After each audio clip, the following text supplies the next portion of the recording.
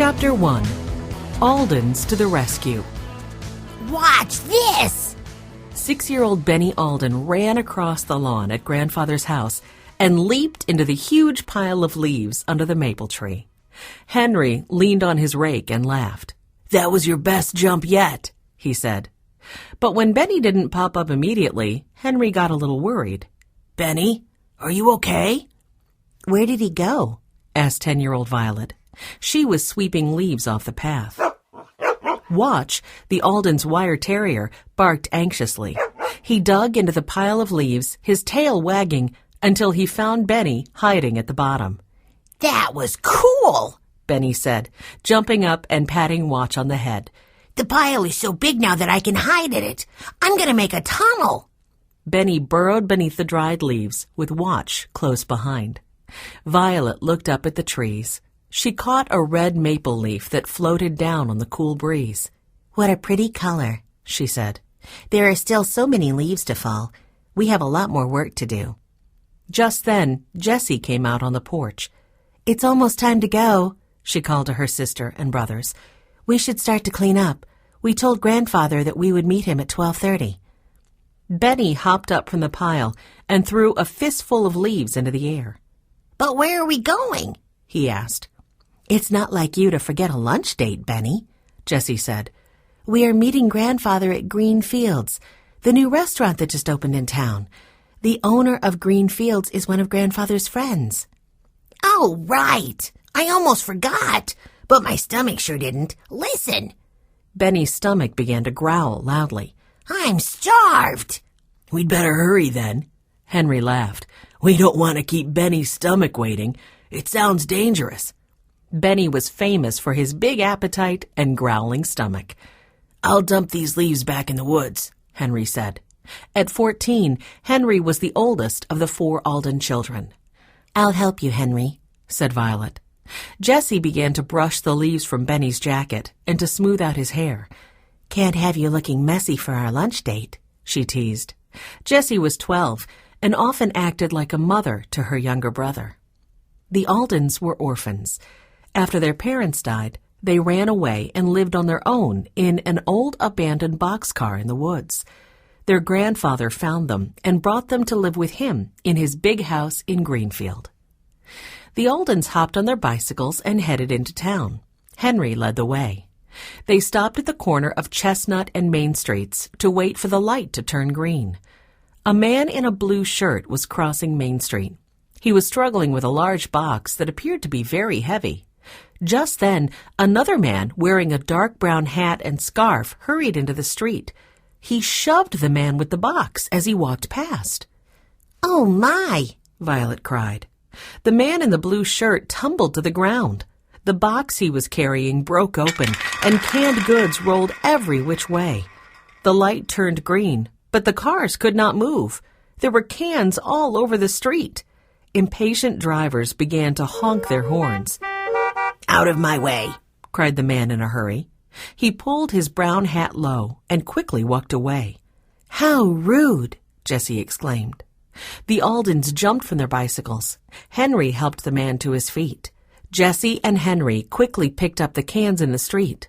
Violet and Benny collected those that had rolled to the sidewalk. Are you all right, sir? asked Violet. The man was brushing off his pants. Yes, thank you, I'll be fine. I'm not even sure what happened. Henry placed the last of the cans in the pile on the sidewalk.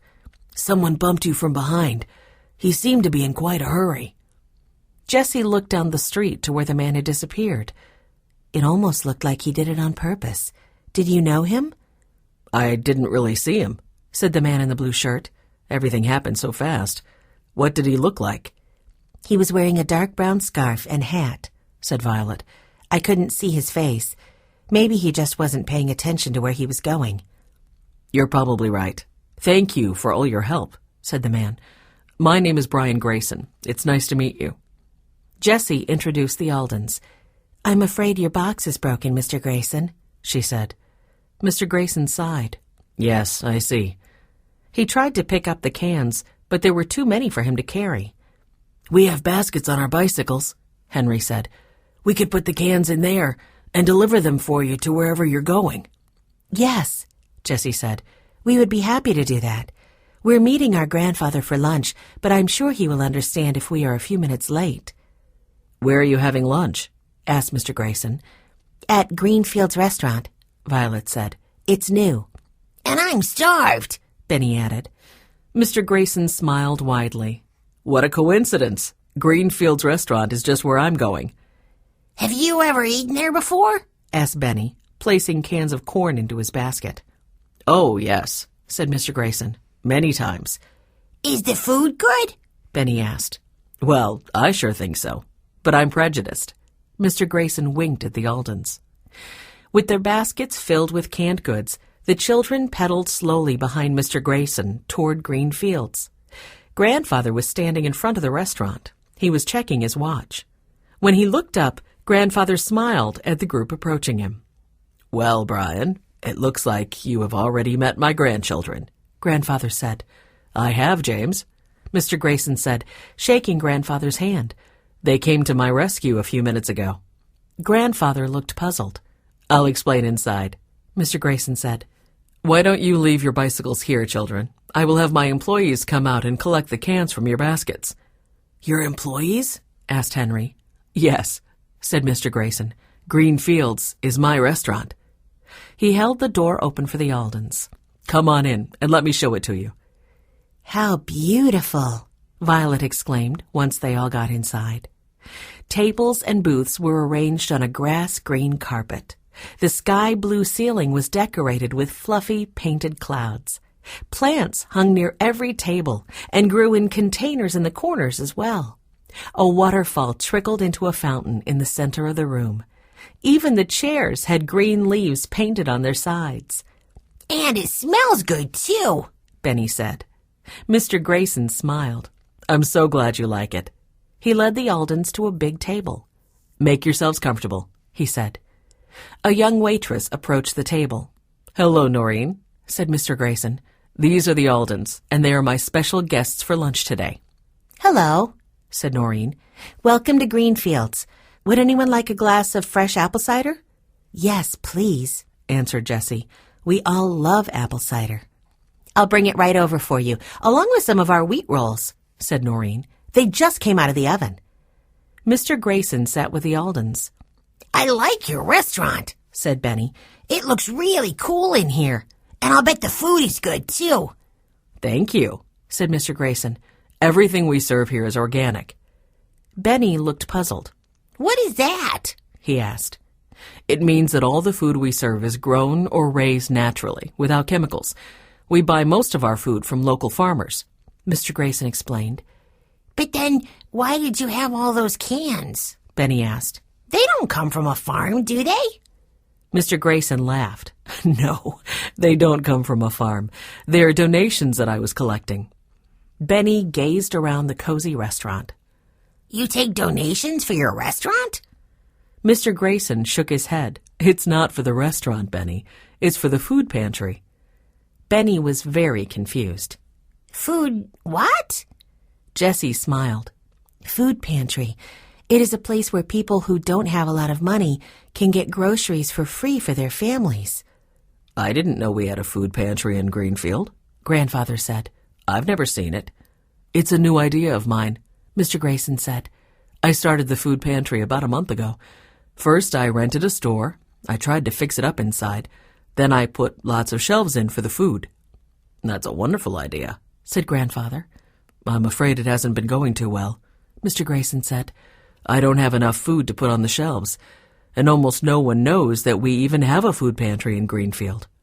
It must be hard to start a new restaurant and a food pantry at the same time, Henry said. You're right, Henry. But when I was growing up, my family didn't have much money. Sometimes we didn't have enough food to eat. I remember going to bed very hungry on many nights. I want to have a nice restaurant, but I also want to make sure that no one in our town has to go to bed hungry. But I guess I just don't have enough time to do everything. Benny looked sad. I'm always hungry, he said. But Mrs. McGregor makes great meals for me. It would be awful to be hungry and not have a dinner to eat.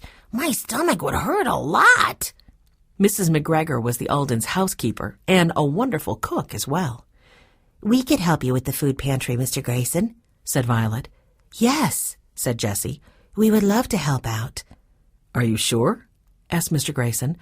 I've only just begun to set it up. It will take a lot of hard work. Grandfather smiled. My grandchildren don't mind hard work, he said, and they are very helpful. That would be wonderful, said Mr. Grayson. James, your grandchildren have rescued me twice today. Mr. Grayson explained about the fall he took in the street and the mysterious man in the dark brown hat and scarf who had hurried away. Well, that's very odd, said Grandfather. Thank goodness you weren't hurt. Mr. Grayson gave Henry the address of the food pantry. If you four can meet me there tomorrow morning, I can show you what needs to be done. Just then, a tall woman walked into the restaurant. She banged a can of green beans onto the table right in front of Mr. Grayson. I found this on the street, Brian, she said. I saw you spill those canned goods. You should stop lying to people about the food you serve here. Some customers looked up to see what was happening. Mr. Grayson stood. Betty, I never lie to my customers. Please leave this restaurant. I'll leave, the tall woman said. But this restaurant is a fraud. Mr. Grayson sat back down. I'm so sorry, he said to the Aldens. That was Betty Matthews. She owns Harvest Restaurant. I don't think she likes that I have opened my restaurant right across the street from her. Benny looked out the window. He watched Betty Matthews march back into Harvest Restaurant. Just then, Noreen approached the table with glasses of apple cider, wheat rolls, and a huge tray of food. I thought you might like to sample all our most popular dishes, she said, placing the tray on the center of the table. Mr. Grayson said you were special guests. Oh, boy, Benny exclaimed. Pass me everything. Jessie looked at her little brother. Excuse me, Benny said. Pass me everything, please. Everyone laughed and filled their plates with the delicious food. They quickly forgot about Betty Matthews and her rude outburst.